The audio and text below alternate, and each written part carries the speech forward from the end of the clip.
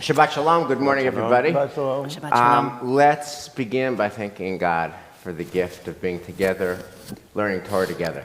Baruch atah Adonai Eloheinu melech haolam, asher kiddushanu b'mitzvotav v'tzivanu la'asot b'divrei Torah, v'ha'arevna Adonai Eloheinu et divrei Torah b'finu b'fi amcha beit Yisrael, v'niyeh anachnu v'tzetzaenu v'tzetzei amcha beit Yisrael, כולנו יודעי שמך ולומדי תורתך לשמה. ברוך אתה אדוני המלמד תורתנו ישראל. ברוך אתה אדוני אלוהינו מלך העולם, אשר בחר בנו מכל העמים ונתן לנו את תורתו. ברוך אתה אדוני נותן התורה.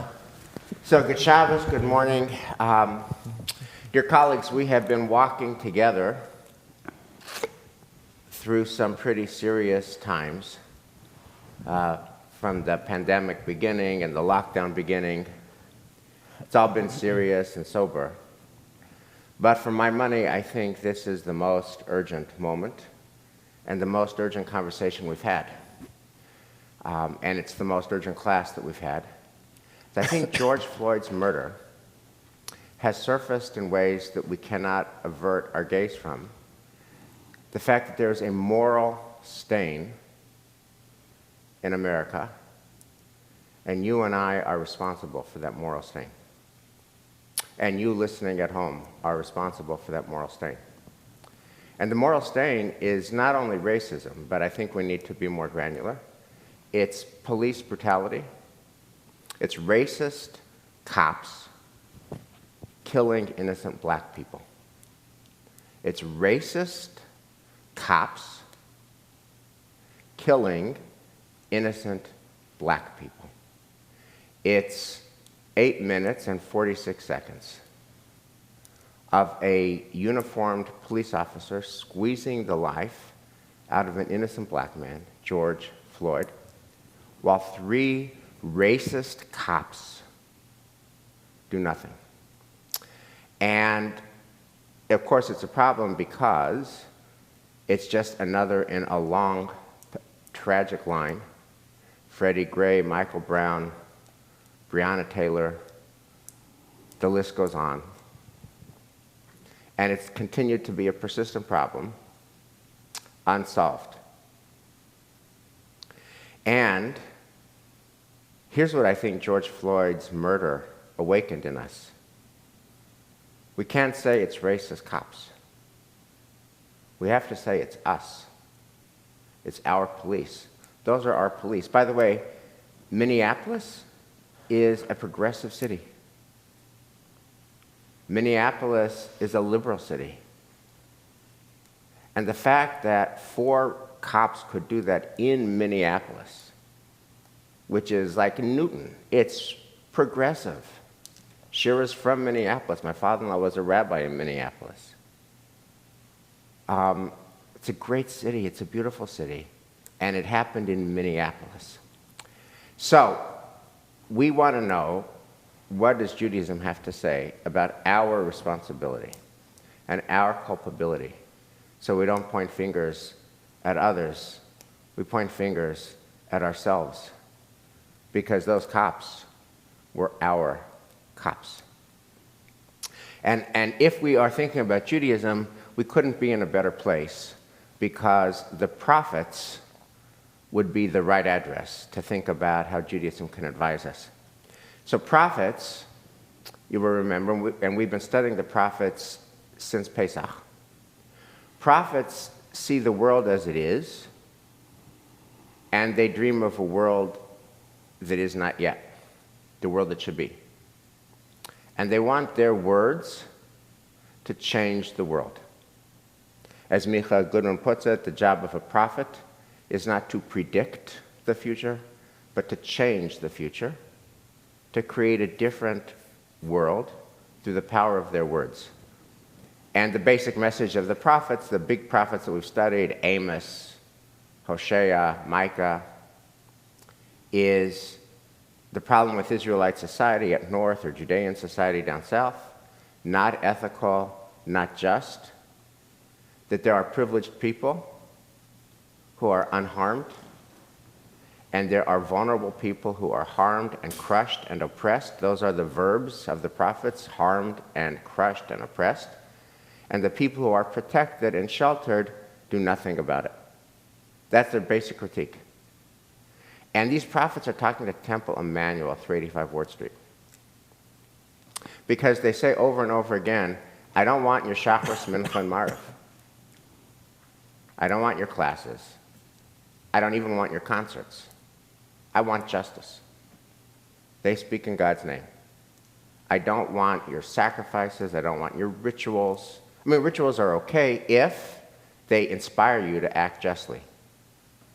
Learning is okay if it inspires you to act justly. Concerts are okay if it inspires you to act justly. Sacrifices are okay if it inspires you to act justly. But if you're going to treat your rituals as an end and in and of themselves, I am not interested, says the Lord your God, according to these prophets. And if Hosea, Micah, Amos were to come down today, they would say, this is on us. The vulnerable are being crushed. We're protected. Our kids aren't harassed. And stop with the Shachris, Mincha, Mariv unless you're going to do something to change the world. Now, it is a sobering kind of preface that all the biblical prophets failed. They all had clear-eyed words, and famously, they all failed. And our question now is, can we have a successful prophet? Is there some kind of prophecy, is there some kind of word when Micah says, do justice, love mercy, walk humbly with your God? How can those gorgeous words come down to this ungorgeous earth, this messy, racist, complicated world with the stain of racism and police brutality? And what kind of words can inspire us, whites, especially whites, to change our society? So today I want to take a look at two kind of modern prophets and ask whether either of those words can inspire us to change our world. And they're very different. One is Robert Kennedy, 1968, the day Martin Luther King is assassinated. And he's told, he's campaigning for president in 1968. And he had a scheduled appearance in Indianapolis. And he's told by everyone, law enforcement, police, Secret Service, his family, his campaign, don't go. The cities are on fire. Indianapolis will be on fire. We cannot protect you. And he goes, and he speaks. He writes this speech on the back of an envelope. He gives it for 5 minutes. Now, the traditional read of this speech is it was a very successful speech because people listened to it, and they went home. And he said to them, go home and pray, and they did. And so Indianapolis was the one major American city where there was not rioting. So usually Robert Kennedy's speech is taken as a big success. My question for you is, was it a big success? Knowing what we know, did he serve our country well? Did he serve our ideals well? Maybe angry protest might have been a better idea. Let's talk about that. And then, that was 52 years ago. And then we're going to look at the words from Ta-Nehisi Coates' book that came out 5 years ago, 2015, Between the World and Me. Completely different tone. Robert Kennedy's words are gentle. Ta-Nehisi Coates' words are anguished. Robert Kennedy's words presume that we can make American society more just and that black and white can work together. And Ta-Nehisi Coates' book is without hope, without resolution. It ends with anguish. And every critique pointed this out, and he proudly owns this. He says that when his teenage son, he writes it as a letter to his teenage son, when Michael Brown's killers in St. Louis, the cops that killed Michael Brown, were acquitted, and a young teenage son of Ta-Nehisi Coates is just realizing for the first time in his emerging adulthood that the country that he lives in has police who kill blacks for no reason and there's no accountability, and he goes upstairs and cries. Ta-Nehisi Coates does not comfort him. And he's asked by interviewers, why didn't you comfort him? And he said, because there is no comfort. And I don't want my son to grow up thinking there's an illusion of comfort. There is no comfort. And he has to grow up to realize that's our country. And that's how his book ends. That's our country. So the question is, are either of these approaches going to inspire us to change our world? So here is the Robert Kennedy speech. What I want to do is, I want to read it. It's short. And I want to ask you, what do you think was effective about it at the time? Like, why did people listen to him in 1968? And then let's pivot to, is this good Torah today? Is this a good prophecy today? Knowing what we know, did Robert Kennedy serve America well? I have bad news for you, for all of our fellow citizens and people who love peace all over the world, and that is that Martin Luther King was shot and killed tonight. Martin Luther King dedicated his life to love and to justice for his fellow human beings, and he died because of that effort. In this difficult day, in this difficult time for the United States, it is perhaps well to ask what kind of a nation we are and what direction we want to move in.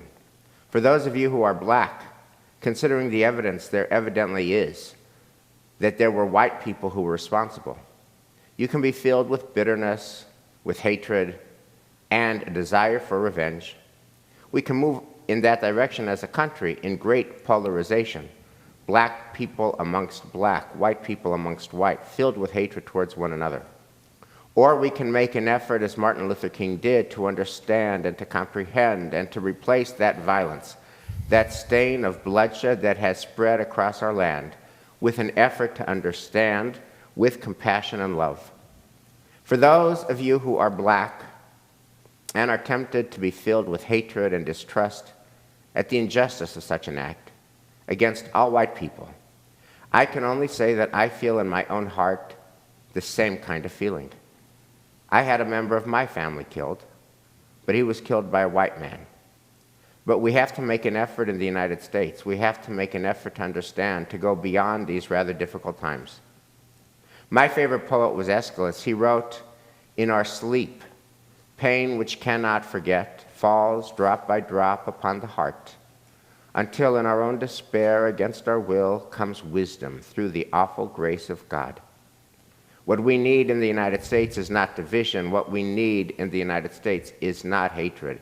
What we need in the United States is not violence or lawlessness, but love and wisdom and compassion towards one another and a feeling of justice towards those who still suffer within our country, whether they be white or they be black.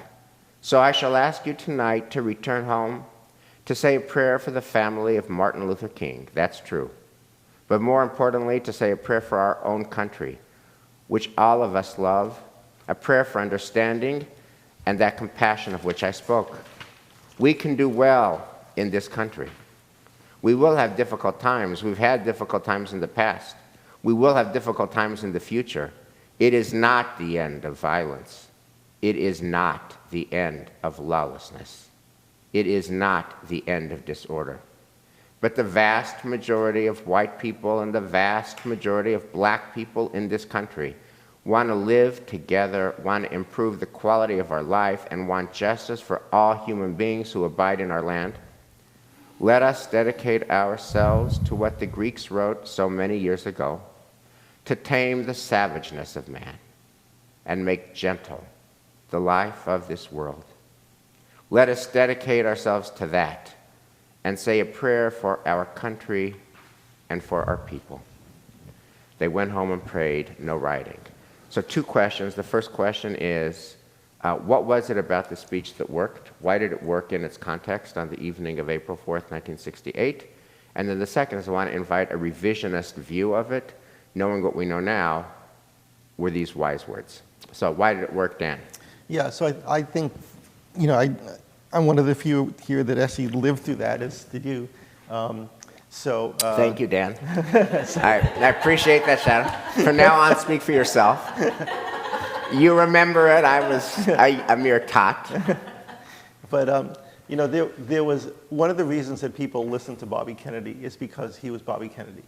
There was a magic about him that people listened to. The Kennedy mystique was really there.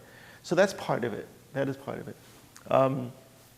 This also points to a moment in our American history where we had leaders that were people of great wisdom and grace and education and knowledge and compassion. So I think that was part of it as well. I mean, it's not only what he said, but the way he spoke, the way he said. So that was the magic about that. So the other part of it is, I'm not sure. Here's the thing: we look to our prophets 2,000 years ago. They're saying the same things that was Kennedy said that we are saying now. I'm not sure that peaceful resolution is ever possible. If you look at when has change really occurred, it has always been through violent revolution. So that's my hopeless kind of analysis. So Dan, so it succeeded because he's Bobby Kennedy. I'll just pivot to the second question. Do you think he served America well that night? And do you think that he served the cause of civil rights well that night? Do you think he served the cause of black Americans well that night? So I want to go back to what you said a few nights ago about moment versus movement. In that moment, he did. Did it create a movement among the white population of the United States? No. Okay. Other thoughts? I want to go back to the first one. Why did this succeed so well, Elias? So first of all, I explained to all of you that behind the scenes, what we call behind the scenes, that this is not part of what I grew up with. The American experience, the black experience in America wasn't part of my growing up. And so I thank you for the opportunity. I feel a little self-conscious about talking about all this, but here we are. So I'm going to bring a little bit of piece of history here and correct me if I'm wrong, and I hope I get the dates correctly. As successful as this speech was, 2 months later he got killed. Mm-hmm. 2 months later. And that was perhaps very successful at the time, the night. But what does it say about the country that 2 months later kills somebody like him? Right, so the question is, here's the question. So, first of all, the question, answering your question, if it made a purpose, definitely yes. And I think I love his words. I love the beginning of the second page when he said, we cannot do well in this country, we will have difficult times. We will. Mm-hmm. We had difficult times in the past. We will have difficult times in the future. So he's not saying, this will end now, Mm-hmm. It's in a way, it's comforting, but also speaking reality. Mm-hmm. Well, can I ask, is it like a rich white man's disease to even pray that we want to make gentle the life of this world? I mean, if you're the family of Michael Brown, if you're the family of Freddie Gray, if you're the family of George Floyd, if you're the family of Breonna Taylor, if you're the family of Trayvon Martin, make gentle the life of this world. Maybe it sounds like you're from Mars. Maybe it sounds like you're from another planet. Gentle doesn't even seem to be on the menu. And why gentle? Why gentle when, we'll see this especially in Ta-Nehisi Coates' book, and I'm sure we've all been reading about the testimony. Basically, black Americans, according to their own narratives, according to Ta-Nehisi Coates and others, fear that they could get killed by racist cops any day and every day of their life. That there's not a day that they walk out without fear, that fear is the constant attendant. You're saying that for them, these are not... Yeah, so I'm saying so gentle. So again, I want to come back to this question. Elisa, what do you think about Robert Kennedy's speech in its time and since? Like you, Elias, I want to just acknowledge that my world is so different that it's hard for me to imagine. I remember at some point watching a dancing So You Think You Can Dance with my family, and my dad saying, this is just so remarkable to me because you just expect that there are going to be white people dancing with black people and that's normal. And for me, in my childhood, that wasn't normal. It took a long time and a lot of work to get to a show that you just take for granted. So that's the place that I'm coming at this from. I'm glad that it, I guess, helped in that time. I'm deeply troubled by his words. I find the idea that Martin Luther King wanted them to understand, it sounds like he's asking them to understand the white murderers and to be like understanding that they're troubled by change and that he's he's wanting them to swallow their anger and to hold this peace in a way that doesn't feel, I mean, it was a different time, so if they had reacted, like riots weren't helping in the same way, and I think there's more potential for change now, but it doesn't, what I don't hear him saying is like, I'm with you and I'm going to be fighting, like we can work on this together and I will be doing this work together. He's like, we're going to have difficult times, but we need to understand each other. And that's just, it feels not enough to me. Lisa, what did you think of his, of kind of the understated way that he mentioned that John Kennedy, his brother, was killed? You know, I also had a member of my family killed, but he was killed by a white man. What did you think of that use of his brother's assassination? I mean, I think it's a noble attempt at understanding, but I don't think that loss is similar. It's like I have the experience of loss, but it's so categorically different from the kind of loss that the Black community experienced, the country experienced, that it feels like both an attempt to be like, I'm with you, and also to me it's like, but you don't get it still. Do you, and I'm coming to you next, Michelle, but is there anything, you know, and I love this conversation because we're different generations, Dan being the oldest, you being the youngest. I wasn't even born in 68. Yes. Is there anything from Robert Kennedy's speech that you could see as Torah that could guide us now? I love the Escalus that he quotes. And I love his idea that what we need is love and wisdom and compassion and understanding. The place that I feel like we also need to understand where we don't understand, and I feel like there's a desire to smooth things over and make things nice in a way that's not actually helpful. Well, I have Ta-Nehisi Coates for you, and he does not smooth over and does not make nice. Michelle, would love your Torah on Robert Kennedy. So his speech. I, of course, have to bracket my words by saying I grew up in Malibu, California, as someone who was very much perceived as a white person in a world that was sort of the ultimate privilege. So I have to own that lens here. But I do have a sense from our Jewish tradition, you know, we have a concept of Yerushalayim Shel Mala and Yerushalayim Shel Mata. Right? That there is this sort of heavenly place of the world as we want it, as we reach for it, as we believe it can be, and there's the real world that we live in. And you know, America was conceived as a New Jerusalem, and in that light, I see in Robert Kennedy's words that reaching for the Yerushalayim Shel Mala, like this is who we can be. I acknowledge that who we are, and I, like Elias, very much resonate with the words on the second page that we will have difficult times in the past, in the present, and in the future, naming that like we're not there yet. We live in Yerushalayim Shel Mata. We live in the real and painful complexities, right. But his attempt to reach our country towards a right. vision of something that we can be, I think is really profoundly critical. So thank you, Michelle.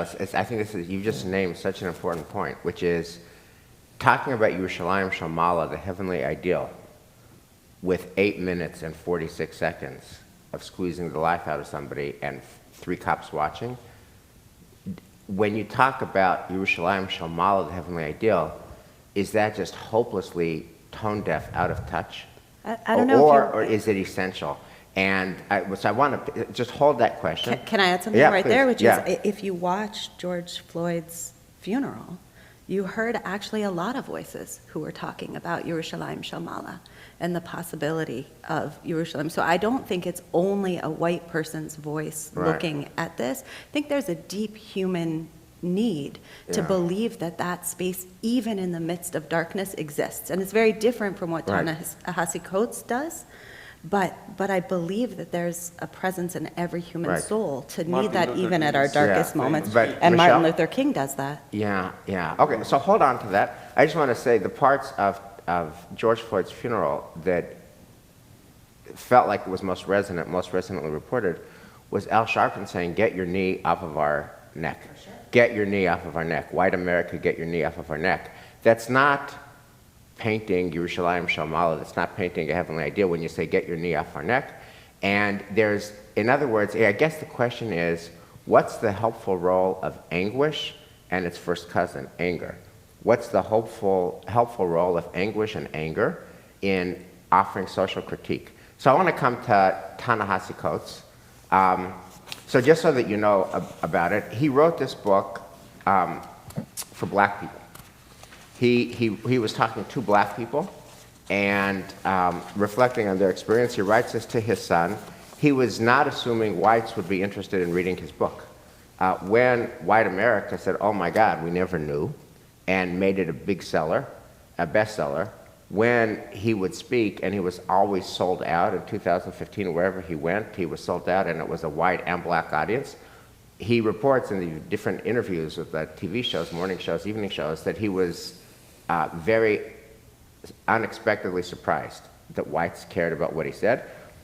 But he's, and the relevance of this is, he's just speaking the emes. He's just speaking the truth. He's not trying to temporize or accommodate sensibilities of whites who might be offended. So here's what he talks about, and I can't recommend this book highly enough, but I want to just read a few pieces of this. There's no Yerushalayim Shalmala. There's no ideal. Then there's no comfort. I am afraid. I feel the fear most acutely whenever you leave me. That's his son. But I was afraid long before you, and in this I was unoriginal. When I was your age, the only people I knew were black, and all of them were powerfully, adamantly, dangerously afraid. I had seen this fear all my young life, though I had not always recognized it as such.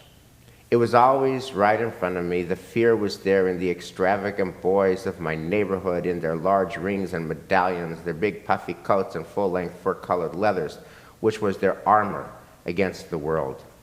And then he goes on, I heard the fear in the first music I ever knew, the music that pumped from boomboxes full of grand boast and bluster. I felt the fear in my visits to my Nana's home in Philadelphia. You never knew her, I barely knew her, but what I remember is her hard manner, her rough voice. And I knew that my father's father was dead, and that my Uncle Oscar was dead, and that my Uncle David was dead, and that each of these instances was unnatural. Then he writes, to be black in the Baltimore of my youth was to be naked before the elements of the world, before all the guns, fists, knives, crack, rape, and disease. The nakedness is not an error and nor pathology. The nakedness is the correct and intended result of policy, the predictable upshot of people forced for centuries to live under fear. The law did not protect us. And now, in your time, the law has become an excuse for stopping and frisking you, which is to say, for furthering the assault on your body. Then, just one last very sober piece. He tells the story of a very good friend of his that he knew from college named Prince Jones, who was going to a wealthy suburb in D.C. that actually has a significant African-American community. Affluent African-Americans live there. And this friend named Prince Jones, his fiancée was from there, and he was visiting his fiancée one night, and he was shot and killed by a policeman who turns out to have been a black policeman who reports to a black mayor. And then what he writes is as follows. I'm reading on page 78. I knew that Prince was not killed by a single officer, so much as he was murdered by his country, and all the fears that have marked it from birth. At this moment, the phrase police reform, in quotes, has come into vogue, and the actions of our publicly appointed guardians have attracted attention, presidential and pedestrian. You may have heard the talks of diversity, sensitivity training, body cameras. These are all fine and applicable, but they understate the task and allow citizens of this country to pretend that there is a real difference between their own attitudes and those of the ones appointed to protect them. The truth is that the police reflect America in all of its will and fear, and whatever we might make of this country's criminal justice policy, it cannot be said that it was imposed by a repressive minority. The abuses that have followed from these policies, the sprawling carceral state, the random detention of black people, the torture of suspects, are the product of democratic will. And so to challenge the police is to challenge the American people who send them into the ghettos armed with the same self-generated fears that compelled the people who think they are white to flee the cities and into the dream. The problem with the police is not that they are fascist pigs, but that our country is ruled by majoritarian pigs. So, so it's extremely powerful and painful and sober. And his basic message to his son is, when you wake up on any given morning, you could be killed by cops, and that's the way white America wants it to be. They don't care, and deal with it. So, the end. Now, the critique of the book, like Michelle Alexander, who wrote The New Jim Crow, and she gave the critique of this book in the New York Times, you know, talks about how much she loves Ta-Nehisi Coates, how brilliant he is. He's like the voice of his generation of African Americans. But she questioned whether a book without hope, a book that ends with anguish, is helpful. That's her critique. And that she is preternaturally disposed to look for some hope. And so she read the book twice in search of some hope and was disappointed that it had none. Elise, I want to come back to you. What do you think of this basic posture? For me, it feels really helpful and important because it feels like so often we allow ourselves to become inured to buy into like the idea that we've come so far and therefore like we've still got work to do, but we're still making strides. And this feels like a wake-up call to say that there's real work to be done, and I think it's appropriate for us to feel afflicted and to feel that pain and that brokenness and to be moved to action. Like we shouldn't punish Ta-Nehisi Coates for not putting hope in his book. We should punish ourselves for not putting hope in the world and figure out a way to make that happen so that he can write a sequel 10 years from now to his grandchild or to his great-grandchild that says, you know, I was in this really dark place and the world heard me and heard us. And, you know, in the same way that our people, right, 400 years of slavery and then God hears our cry, like we have to hear this and we have to respond. And let's let it so he can write a different book. Dan? Yeah, no, I agree. There's no, I'm thinking of Icha, chapter 4, verse 1, Ein Menachem La. So there's... Translate. Translate, please. There's no comfort. Ein Menachem. She has no comfort. She cannot be comforted. And that's the reality, you know, that's during the destruction of the temple, but that's the reality that the black community lives in. That I think that the voice of reality is actually is profoundly important. Profoundly important.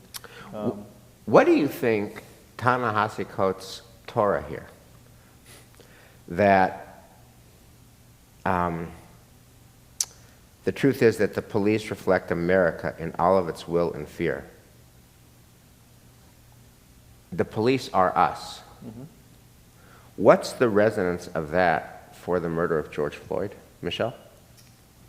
I mean, to me, first of all, Dan, I really appreciate you bringing up Echa, because I do think that our tradition does have a voice, and in fact, we've studied it even here with the prophets, of a bleak voice that encounters the world as it is, just as it says Yerushalayim Shel Ma'ala, there's also Yerushalayim Shel Mata, and we've got to deal with that.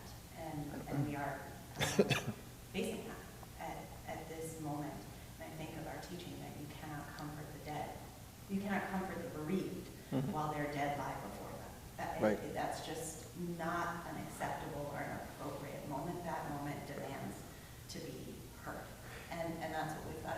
And their dead are always lying before them, because every day, any day. It is upon us to hear that. And we very much have a teaching in our tradition. Every Musaf service you have is like, it gives us the idea that actually we have responsibility in the sins of our community, right? It's not just Right. something that we can say, well, I didn't do it. If it has Right. been done by people you stand with, then it is done by you.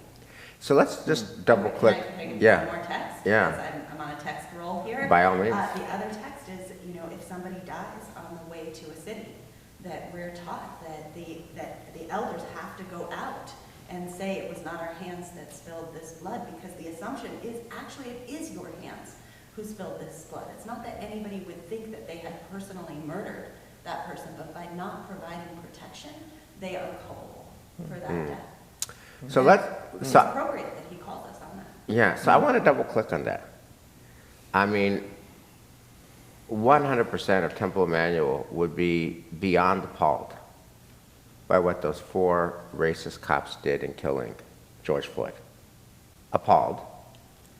And yet, the weight of all this is that we own this. We're culpable.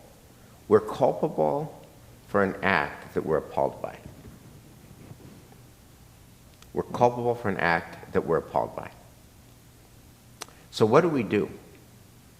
What do we do? And how do we not let this become a moment and not a movement? If you allow me to say something. My whole life in Argentina, the most common experience was antisemitism. And one thing that I see in the antisemitism that can be brought to this situation is, what's the origin of all that? And we can go back generations and the way they are taught. Perhaps these cops were taught at home.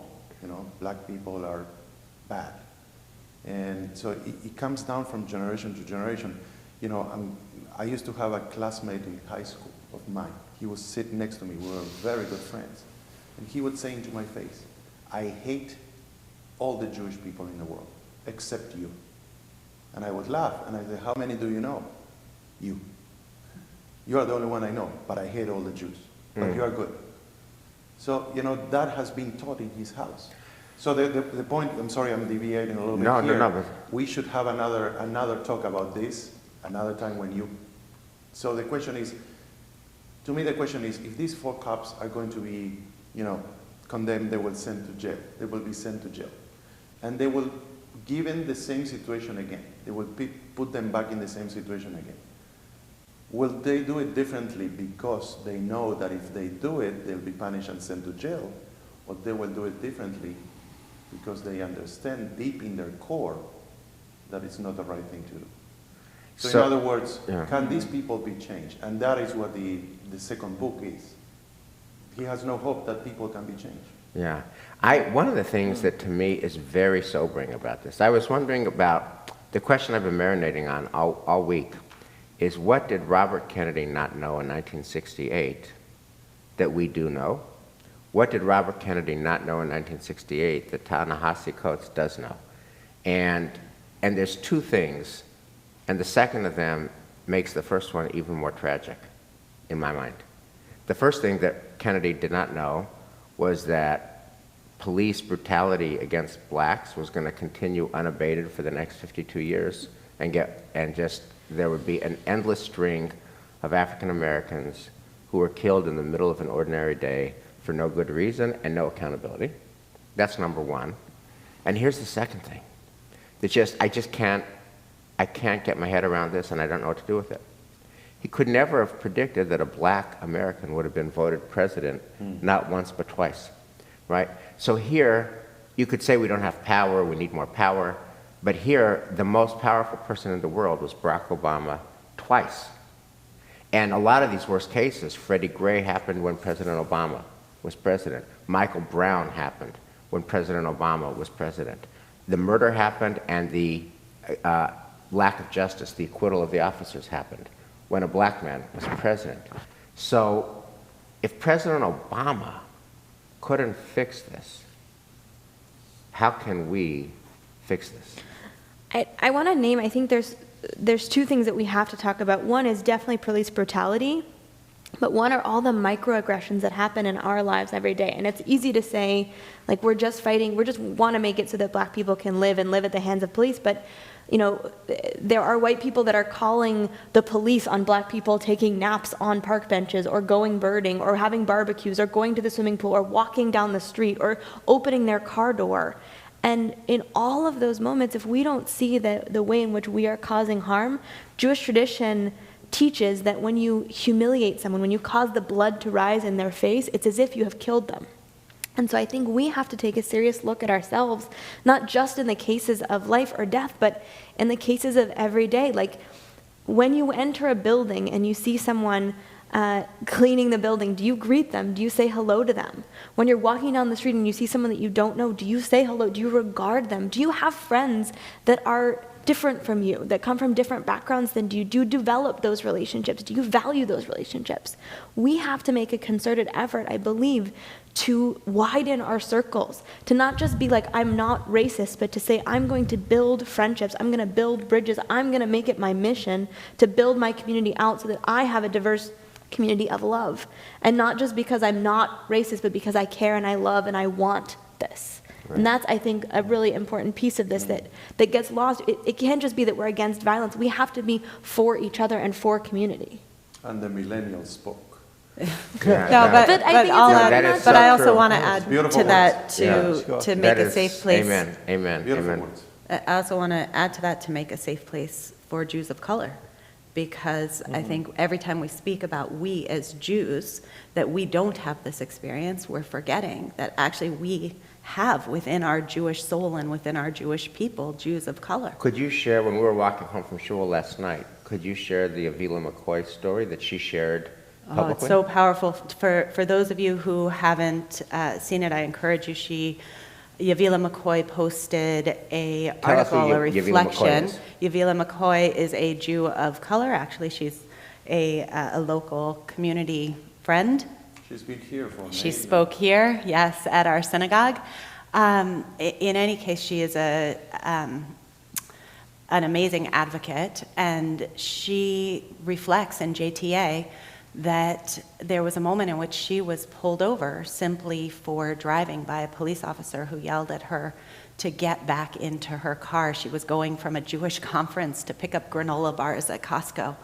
And she was so scared that she actually called the police on the police because she was terrified for her life. And where did that happen, Michelle? That happened in Watertown. How many miles is that from Temple Emmanuel? Well, 4. very, very close. Yeah. So I have a reflection, and I thank you for those words. You brought the destruction of the Temple of Jerusalem, and then for the Jewish people at the time was probably the worst experience ever. And then we move a few centuries later, and the Inquisition in Spain, the expulsion of the Jews, and then we look at the pogroms in Poland and the Holocaust, and yet then we had Israel. Long wait, but something nice came. So, if we want to look for some hope here, all the struggle for centuries, we have to believe that it could end well sometime. Yeah. So I thank you, and I'm not sure, to be honest, usually I try to end these classes with a point. And my point is, I don't know what the point is. Because I'm constitutionally wired to want to end with hope. Like I want to say amen to that. I want to say delayed, not denied, delayed, not denied. It took us 2,000 years. We got Israel back. Delayed, not denied, and eventually we'll then hope. But I wonder whether that's the sin of Robert Kennedy. I wonder whether that's the sin of a white man saying, let's pray for a more gentle world. I'm wondering if that's the wrong prayer. And I'm wondering whether that the right message here is not hope, but grave discomfort, grave affliction. Like I'm wondering whether we should be thinking that our house is on fire. I think our house is on fire. I think there is an unatoned moral sin at the heart of the American project, which is racism, and it's not getting better. I mean, yeah, we had President Obama elected, and then you saw what happened afterwards, a counter-revolution. Net, 8 minutes and 46 seconds, and that So how happened do we last week. change So that? can I, Yeah. I'm hop asking in? you as a senior rabbi. Yeah. How do we change that? So the best answer that I know of is inadequate. The best answer, but it's better than no answer, is we try to build loving, deeper relationships locally with black churches. That's why we're going to church tomorrow morning at 10 o'clock with Jeremy Battle, and next Sunday with Brenda Brown at the Western Avenue Baptist Church and the Mass Avenue Baptist Church. And we're going to do scripture study, and we're going to try to build connections and relationships. We were planning, before COVID-19, going to the Legacy Museum in Alabama to really encounter the story of, the Legacy Museum is built where black children were torn from their parents. Mikey and David, torn from their parents and sold off to be slaves. And that spot in America, there's now a museum, and we were going to go. And all of that is good. Is it enough? I don't think so. So I don't have an answer. But on the other hand, I suppose it's not incumbent upon us to finish the task, but we're not to desist from trying. So go to church tomorrow, go to church next Sunday, go to scripture study, go with us to the Legacy Museum when it's safe to travel again. And beyond that, I'd love some other ideas. So I was thinking of the structure that we have at Pesach time, where we have these two Bechol Dor Vadors. And I think we have to hold both. There is Bechol Dor Vador, Omdim Aleinu Lechalotenu. And that's what Ta-Nehisi Coates is expressing, right? In every generation, no matter what I do. And there is just an abject despondence that comes from that. I mean, there's a despair that you cannot hold. And They're we always know gonna it. hate on us. And we know it because we say it at every Pesach Seder. There is that despair that in every generation you can't get out from under it. But we have a partner to that, which is Bechol Dor Vador Chayav Adam Lerot et Atzmo Ki'ilu Hu Yatsa Mimitzrayim. In every generation, we all have to see ourselves as if we have gone out from Egypt. And that means that two things have to happen, right? One is we have to understand that if we went out from Egypt, that we have a responsibility to help others to get there. And then fundamentally and primarily at its core, we have to believe it's possible. That world that we see, that you can get out of Egypt, that there's a way, somehow, someday, somehow, not now, not yet, but that we can't allow our world, if we want it to be not just a moment, but a movement, then we can't allow our world to only hold Bechol Dor Vador Omdim Aleinu. We have to also hold the possibility that we can walk towards freedom together. We have to hold the anguish and the anger and the hope at the same time. Like And the our political Hatik Vassals, activism, right? I think And there's also activism. really, There's the really important activism. role for us. That Correct. we have to step up and we have to say, we don't just want to say we want to be understanding, we want to be inclusive. We actually want serious policies. We want serious accountability. We want to have our government officials represent our best values, and our police forces represent our best values. And we want to empower police to expand and to think about not just policing, but what would it look like if our police force were also empowered with serious mental health training, or empowered with serious diversity training? What would it look like if we thought about creating community support networks that maybe weren't police, that could help to address some of these other issues and could decrease the strain and improve our relationships? We have work to do. I think that's really talkless, and I think dreaming is important, and holding that Bechol Dor Vador is important, but I think also I want to be afflicted and I want to be working. All of that is the Chayav Adam. We are responsible. That inclusive So, in training. Elisa? It's very important. Aliza, could I ask you to go deep into your soul for a song that captures the complexities of this moment?